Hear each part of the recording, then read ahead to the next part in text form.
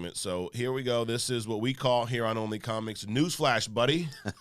Because when you hear Newsflash Buddies, someone's about to lay down some facts on your ass. Right, Like they're going to drop their opinions. They're going to get into your shit. They may. Yep. So what we do is we kind of look at what happened in the comic book world over the last few days, and then we're going to drop our opinions on this latest news, good, bad, and different. So one of the things that we found out was the Flash director. So speaking of bad, this kind of stuff pisses me off. So the Flash director confirms that Reverse Flash killed Barry Allen's mom in the DCU. Now, I've said this before on Only Comics. I hate, and the hate's a strong word, I don't use it a lot. I hate when I go watch a movie and then I have to wait a week later for the director to come out to confirm something about the movie that there's no way for me to figure out by watching the movie. Right. Why? Well, they're being lazy. Yeah. They fail to convey what it was that they're actually trying to say in the movie. So now they have to come back and, reiterate or clarify something that they missed in the execution of this movie. Yeah. Because, there was no mention of Reverse Flash. We don't know what this character is in this DC universe yet, right? Right. And we're going to come out after the fact and say he killed the mom? When the father came in and saw and found the mother, there was a knife in her gut. Yeah. Any bum could have did that. Right. So again, that reiterates your point. There was no indication. Yeah. And why would the Reverse Flash use a knife Exactly. when his whole body can be a knife? Right. Which is something that they actually did in the the CW version. Really? Yeah. So you're right. They do something after. It's almost like the director wants to be in front of the camera. Yes. So they come out with this nonsense after the fact, just so they can have their talking points, just so they can be seen, so on and so forth. On that same point, so this director, Andy Muschietti, is that how you say his name? I don't know. Well, we're going to go with that, Muschietti. If we're wrong, let us know. Again, we are not experts on Only Comics. Right. We are just fans. So he says, Reverse Flash is the elephant in the room, right? It feels like you can't make another movie without addressing that one in all accounts, is the murder of Barry's mom. So it feels like the big villain. And then he adds that he would like to see Ezra Miller's Scarlet Speedster go up against the Turtle at some point, the slowest man on Earth. So here's where I go. Newsflash, buddy. You ain't making no sequels. Right. There's no Flash movies coming after this. That's another prediction right here on Only Comics. Do you agree, or do you think that we're going to see a chain of Flash movies coming after this movie that just bombed at the box office last week? Well, it's interesting that, they're trying to, he's saying the Ezra Miller character. It's like it's interesting that he's trying to push the Ezra Miller character, right? But they didn't push him doing the promotion. Yeah, the whole marketing of the movie. So I'm not sure that, the way they're going about this, that I would want to see another Flash. Right. Just dump him. Yeah. And move on to the other, stronger characters. The Flash is a side chick. Right. He's like, in the way that they're portraying him in this movie, or the way they're making these movies, he's not strong enough to hold his own. Obviously, right. When you got 13,000 other, superhero characters in your movie, they had to bring Christopher Reeves back just to help him out, They had to bring Nicolas Cage up in this joint, man. You bring Nicolas Cage into this movie, you hurting. Adam West, which again, hey, we all predicted. You said, why don't they just bring back George Clooney? Right. Who was at the end of the movie? George Clooney. I said, shit, why don't they just recreate Adam West while they're at it? And who do we see? Adam West. Yes, thank you. But I think Andy Muschietti is maybe he's in denial or maybe he's delusional. But right here today on Only Comics, I'm predicting we ain't gonna see a Flash sequel. We're not going to see the Ezra Miller Flash in its own standalone movie again. It bombed bad. We're talking second week, and Spider-Verse is still doing bigger numbers than the Flash. And this Spider-Verse has been out for 4 or 5 weeks now? Right. So, yeah, I'm going no. I'm going, I don't care at this point. If they bring back Ezra Miller as another, I'm just not going to even bother watching it. Got it.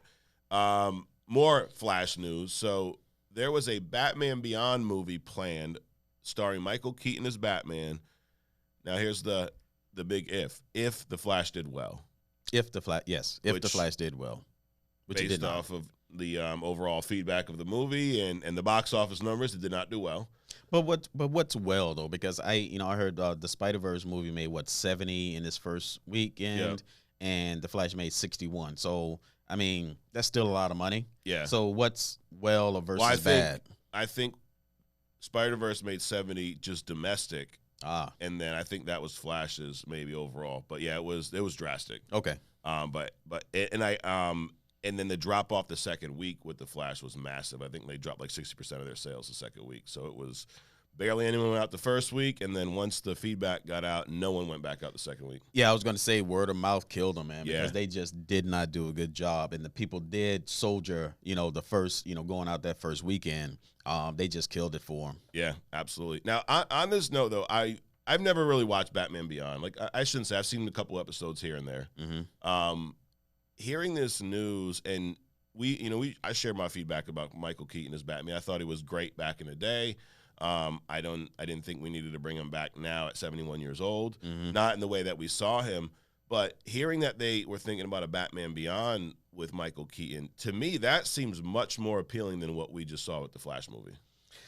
I agree. I think Michael Keaton is a Beetlejuice-esque kind of a character when it comes to things like this. I don't really like him as the Batman. I also don't like looking at. I've seen Batman Beyond, the animated series. I don't like seeing Bruce Wayne as an older, invalid. Yeah. Because in my mind, with his mind and his money, he should have figured out a way to extend his life. In his arrogance, he should have figured out a way to extend his life. So I'm not really a big fan of a older, less capable, Bruce Wayne. But Batman and Beyond, I think that should be like a well done, probably Japanese anime kind of style, animated series, not a movie. Got it. Would you have been more excited about going to see that movie over the Flash though? I would go and watch Beetlejuice again before I would see the Flash. Got it. Perfect. So in other newsflash buddy news here, we had the MCU. Kevin Feige came out and said that they canceled 2 untitled MCU movies. Right. And so this somehow is news. And I'm like, I was thinking, what does this mean? Does this mean that they're shifting some plans? Like we talked about this a little bit with the Jonathan Majors thing. Now there's more information coming out that's looking more like this, that this chick was lying. So, I mean, again, I'm no attorney. I don't know what the hell's going on in the courtroom, but stuff I've read recently seems like now it's kind of shifting towards the other way where, he didn't do anything wrong. So we don't know. All we know is there's some controversy. Right. And Marvel's yet to comment on this because they're probably sitting back waiting. But they're in a tough spot where do we sit back and wait to see the outcome? Do we recast? Do we shift plans? What do we do? But hearing that they canceled 2 untitled movies, what does that say to you? It says that they're just, putting something out so they can not cover. They're stalling an announcement or their own internal decision about what they want to do with Jonathan Majors. I mean, there's 0 point in announcing that you're going to cancel some movies that people don't even know exist. Right. Why would you do that? Yeah. The only reason that you would do that is because you're trying to distract, the old magic trick, look at my fingers over here where, while I do something over here. So that's the only reason I would say that they do that. But, with the Jonathan Major things, it's like death by 1,000 cuts with this guy. Yeah. The judge, he shows up for his first court via Zoom, right? Yeah. And the judge says you better show up in person the next time, and so he shows up the next day, and it's 2 minutes long.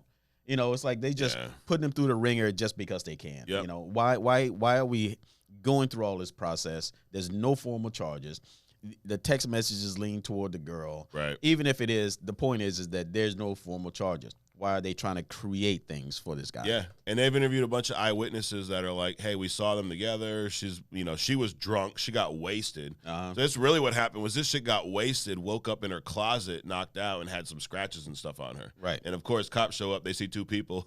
You got scratches. You don't. Exactly. She's drunk. Someone's got to come with us. Right. It just so happens that this someone is a big actor in a big Marvel series, so now it's news everywhere. Right. But the bigger issue for me is like I don't think this phase, whatever we're in 5 or 6 right now, has not really hit. So forget about the Jonathan Majors stuff. I think they should rethink their plans just because of how poorly this has been received, to be honest. Right. I mean, the fact of the matter is, I mean, there's a lot of speculation around Jonathan Majors, but their responsibility is to create movies, Right. not solidify or prop up the lives of the actors that play the role. Yeah. Find another actor that can pull off the role. Well, I won't even say pull off, because the reason I think that they're sticking with Jonathan Majors is because he didn't just pull off the role. He owned that thing. He nailed that thing. Yep. So unfortunately, like with Chadwick Boseman, they found somebody that's going to portray the actor the way that they really want to, and it's just hard for them. And I understand that. Yep. But in the meantime, move this thing forward. Look for other people that can do the job. Yeah. Because to your point of distraction, now everyone's speculating which 2 films were canceled. Like, people are saying, was it Shang-Chi 2? Was it Eternals 2? Was it Armor Wars? Was it the next Spider-Man movie? Like who? So they are now. Everyone's talking about that, which is distracting them from something else. You can cancel Eternals 2 all day. Yeah, you cancel that. Keep Shang-Chi. You've not seen that one yet. I have not. That's actually a good one. And definitely don't cancel the Spider-Man. It's about the best thing that they had going for him. Right. So last thing in our news flash segment, you mentioned the opening credits. I have a feeling we're gonna have opposite opinions on this based off of what you said.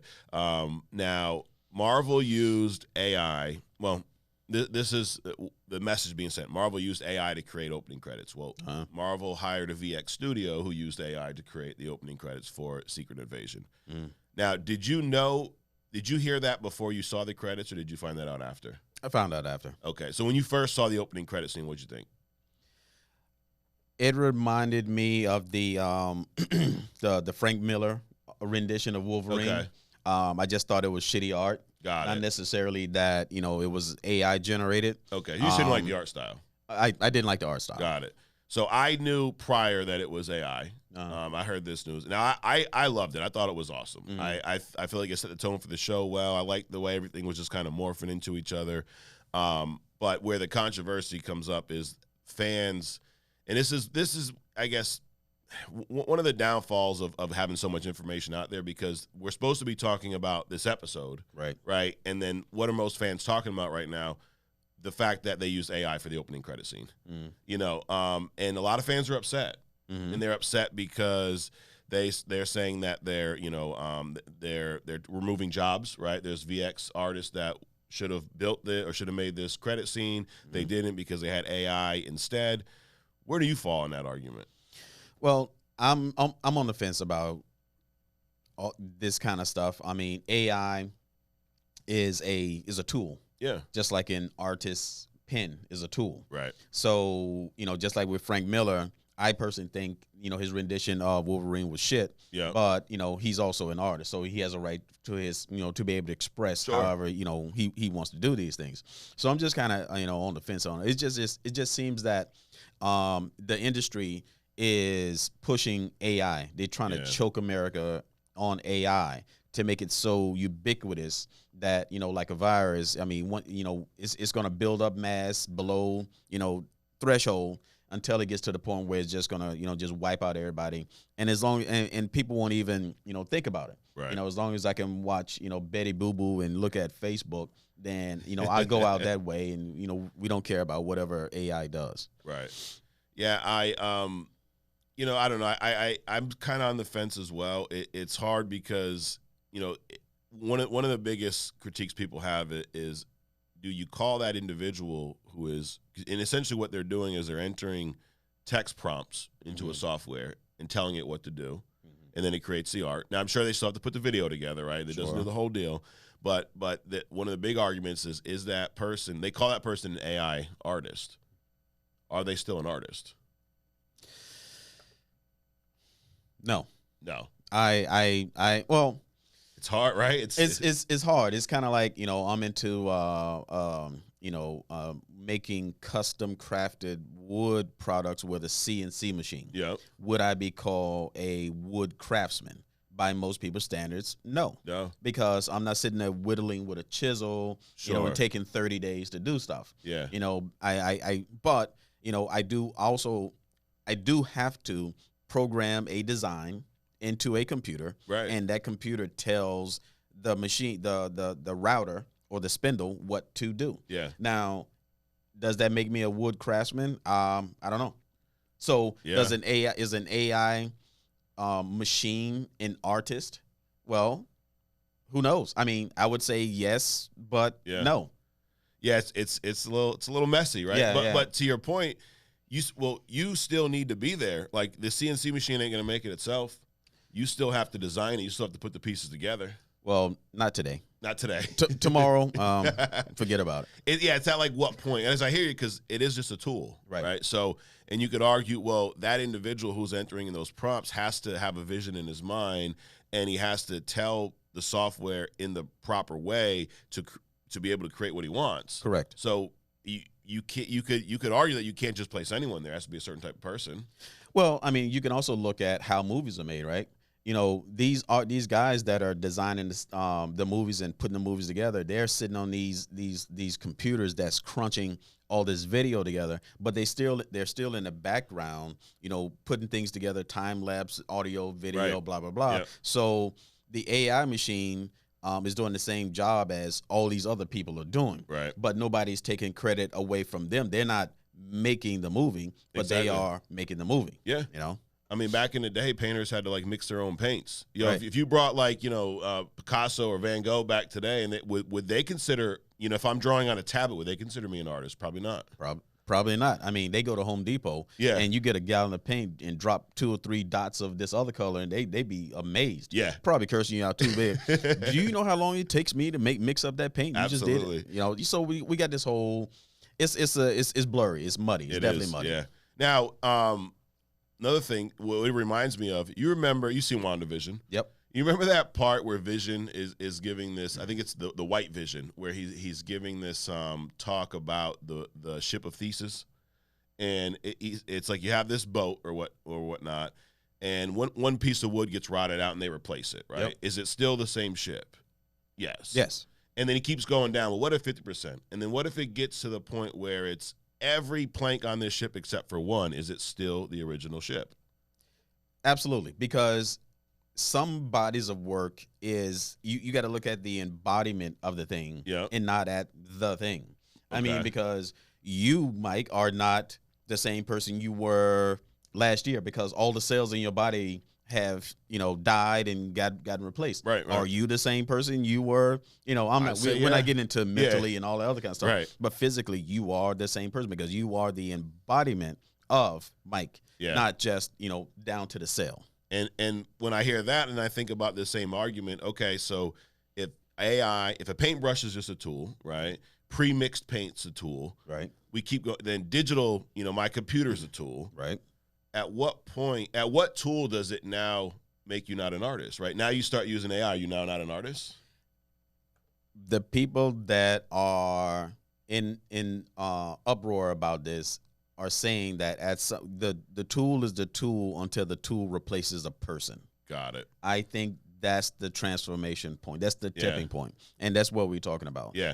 To us right now, AI is, I think they're crying more about, and I don't mean crying, but they're outraged more about what they think is going to happen tomorrow as opposed to what it actually did today. And the fact that, they're calling this AI a artist, meaning an individual, meaning like you or me, and that's offensive to them. Yeah, absolutely. The other thing that's funny is how many times, even over this past week, I've heard this a lot with the Spider-Verse movie, do we hear that for VX artists, their unsafe work conditions, they're being overworked, there's such a high demand they can't keep up with. I mean, you've heard this. Yep. So in the same sense, we're going, we're mad at the studio for using AI, Mhm. and we're mad at the studio for having this massive demand on VX artists. And I feel like the solution is here. It just may not be the solution that you guys want.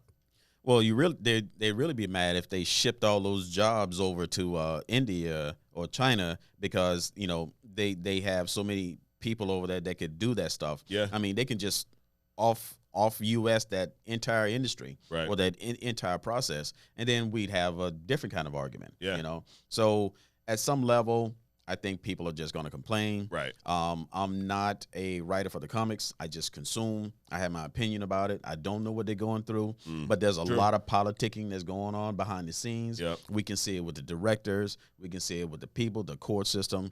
Everything is being politicized, which we'll also talk about later. Yes. Up next. The politics of this stuff. Yeah, absolutely. But yeah, it was interesting that in the same week, people are complaining about there's too much demand on VX artists, we can't keep up, and they're also complaining about the AI replace a job. It's Right. like, I think the answer right now is probably somewhere in the middle. You're going to have to use AI, and you're still going to need human beings to create things. But if we can free up you from, creating this part of the movie, and then you can spend more time here and use AI for that. I think that's where we're leaning towards right now.